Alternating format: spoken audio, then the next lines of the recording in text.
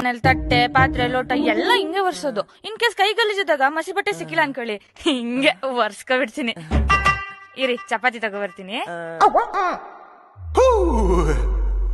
ಏನೋ ಮಗ ಯೋಚನೆ ಮಾಡ್ತಿದ್ಯಾ? ತಿನ್ನ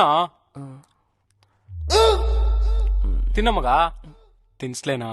ಏಯ್ ಬೇಡ ಕಣೋ, ನಾನೇ ತಿಂತೀನಿ. ಲೇ ಮಗ, ಹಾಸ್ಟೆಲ್ ಇದ್ದಾಗ ನೀನ್ ನನಗ್ ತಿನ್ನಿಸ್ತಿದ್ದೆ, ನಾನ್ ನಿನಗ್ ತಿನ್ನಿಸ್ತಿದ್ದೆ. ಎಷ್ಟ್ ಬ್ಯೂಟಿಫುಲ್ ಆಗಿರೋದಿಲ್ಲ ಆ ಡೇಸ್ ಎಲ್ಲ.